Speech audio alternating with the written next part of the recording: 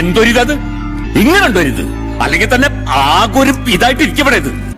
അപ്പോൾ happy Onam guys, എല്ലാവരോടും happy Onam പറഞ്ഞുകൊണ്ട് ഞാൻ എങ്ങോട്ട് പോകുന്നു അറിയാം. മാംഗ്ലൂരിൽ എൻ്റെ ഓഫീസിലേക്കാണ്. മാംഗ്ലൂരിലേക്ക് വണ്ടിക്ക് പോകാൻ പറ്റില്ലല്ലോ, അതുകൊണ്ട് ട്രെയിനിൽ കയറുമ്പോൾ നമുക്ക് ഈ ഒരു വിൻഡോ സൈഡിലെ വ്യൂ അത് ഭയങ്കര ഇഷ്ടമാണ്. നമ്മൾ എന്തായാലും അവിടെ തന്നെ വെക്കും. അതെല്ലാം പറഞ്ഞ് നമുക്ക് മാംഗ്ലൂരെത്തി നമ്മൾ റെയിൽവേ സ്റ്റേഷൻ നടക്കുമ്പോൾ ഈ പാമ്പിനെ കണ്ടപ്പോൾ പൂക്കൾ നമുക്ക് ഫോട്ടോ സെക്ഷനിൽ ഫോട്ടോ എടുക്കുന്ന ആരും അറിയുമോ, ഫേമസ് ആ പിന്നെ പറഞ്ഞ രാട്ടാ. അതിനിടയ്ക്ക് ഞാനും എൻ്റെ ഡുണ്ടു പണ്ടേ സീന. ഡുണ്ടുവിൻ്റെ ഒപ്പമുള്ള ഫോട്ടോ കഴിയുമ്പോൾ ഹോട്ടലെത്തി. ഒരു കണ്ണടച്ച് തുറക്കുന്ന സമയം മാത്രമേ വേണ്ടിയൊന്നുമില്ല ഹോട്ടലിൽ എന്തിനാ പോയി ഈ സദ്യ കഴിക്കാൻ. ഈ സദ്യയുടെ പ്രത്യേകത പിന്നെ പറഞ്ഞ രാട്ടാ. ഡുണ്ടു ഫുഡ് അടിക്കുന്നുണ്ടോ, എൻ്റെ ഇടയ്ക്ക് അദ്ദേഹം ഫുഡ് കഴിക്കുന്നു, എല്ലാവരും ഫുഡ് കഴിക്കുന്നു. ഞാൻ ഫുഡ് കഴിക്കണ്ടേ? ഫുഡ് കഴിച്ചിട്ട് എല്ലാം അങ്ങനെ മടക്കിയാൽ സദ്യ ഇഷ്ടപ്പെട്ടു എന്നാണ്. നമുക്ക് സദ്യ ഇഷ്ടപ്പെട്ടു, അതുകൊണ്ട് നമ്മൾ ഇങ്ങനെയല്ല മടക്കിയേ.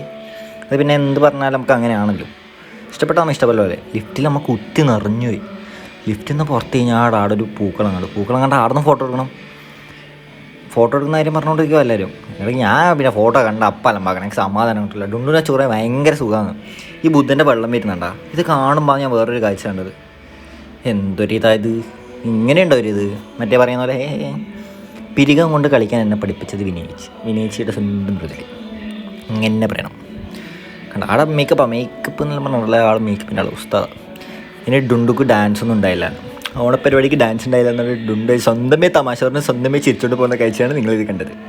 ബാക്കി പരിപാടി നമുക്ക് നാളെ പറഞ്ഞുതരാം. അപ്പോൾ എല്ലാവരും ചാനൽ ഫോളോ ചെയ്യണേ.